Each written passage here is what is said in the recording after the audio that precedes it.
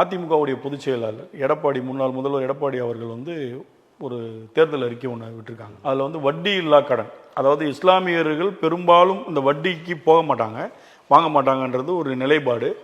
நிறைய பேர் அதை ஃபாலோ பண்ணுறாங்கன்னு கூட சொல்லலாம். அப்படி இருக்கும் பட்சத்தில் வட்டி இல்லா கடன் அப்படின்ற ஒரு கான்செப்டை எடப்பாடி அவர்கள் தேர்தல் அறிக்கையாக கொடுத்துருக்காங்க.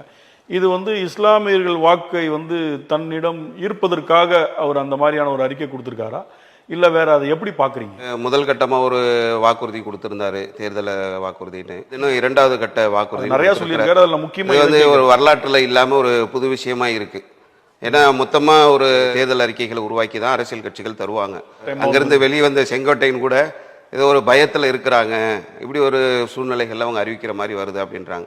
இது ஒரு பக்கம். இன்னொரு பக்கம் ஏற்கனவே அவர் முதல் தடவை அறிவிக்கும் போது கூட 1000 ரூபாய் உள்ள அந்த தொகை வந்து நான் 2000 ரூபாவா தருவேன் அப்படின்ற மாதிரி ஒரு அறிவிப்பு செய்தார். ஃபர்ஸ்ட் 1000 வந்து 1500 சொன்னாரு. இந்த 1000 ரூபாயை வந்து திமுக அரசு அறிவிக்கும் போது பாசிபிலிட்டி இல்லைன்னாரு. அதான் சொல்ல வரேன். 1000 ரூபாவை 2000 ரூபான்னு அறிவிக்கிறார். இப்போ 1000 ரூபாய் கொடுக்கும்போது அது எப்படி சாத்தியப்படும், இவ்வளவு கடன் இருக்கு அப்படின்னு சொல்லி விமர்சனம் பண்ணார். அப்போ வாக்குறுதி அளிக்கும் போது இது சாத்தியம் இல்லைன்னு ஏற்கனவே சொன்னவர் இப்போ ஒரு வாக்குறுதியை தருகிறார் என்று சொன்னால் அதை மக்கள் நம்பவும் மாட்டாங்க. யதார்த்தமா என்னன்னா, இப்போ நிறைய வாக்குறுதிகள் இலவச பஸ், ஆண்களுக்கும் இலவச பஸ், நம்ம சிரிக்கிற மாதிரி தான் இருக்கும்.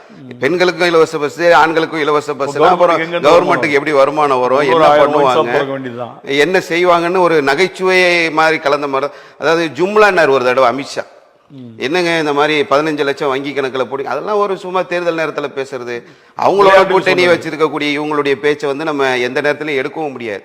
அது இல்லாமல் இப்போ இந்த சிறுபான்மை சமுதாய மக்களுக்கு, அதாவது முஸ்லீம்களுக்கு மட்டும் சொல்லல அவரு, இந்த வட்டியில்லா கடன் என்பது சிறுபான்மை சமுதாயம் எல்லாருக்குமே உள்ளது. யாரெல்லாம் சிறுபான்மை சமுதாய மக்கள் பொதுவாக தான் சொல்லியிருக்காங்க. வட்டி இல்லாத கடன் போது அது முக்கியமா சிறுபான்மையர் உள்ள வருவாங்க இல்லையா? கண்டிப்பா முஸ்லீம்களுக்கு அது ஒரு பயனுள்ள ஒரு திட்டம் தான் அது. ஆனா இவர் கொண்டு வருவாரா, இவர் கொண்டு வர விடுவாங்களா? ஆமா, ஜும்லா தான் இது. கடந்த காலங்கள்ல முஸ்லீம்கள் வந்து ரோட்ல இறங்கி போராடிட்டு இருக்கிறோம்.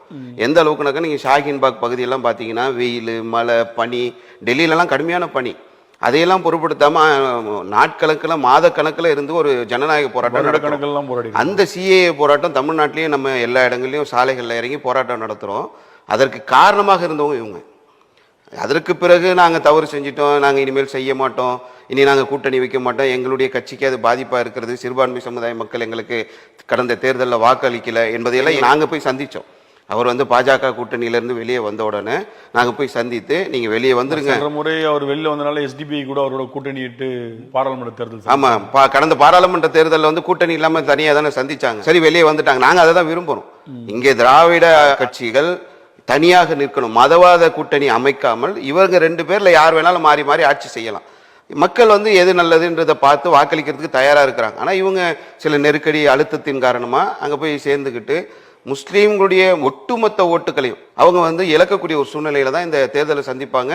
சிறுபான்மை சமுதாயத்தின் பேரில் அவங்க என்ன வாக்குறுதி கொடுத்தாலும் மக்கள் நம்ப மாட்டாங்க. இப்போ நீங்கள் சொல்றது முஸ்லீம்களின் ஓட்டுகளை இழக்கிறாங்க, அது அந்த ஓட்டு அப்படியே திரும்பி திமுகவுக்கு போகும் அப்படின்றது தான் எல்லாருக்கும் தெரியும்.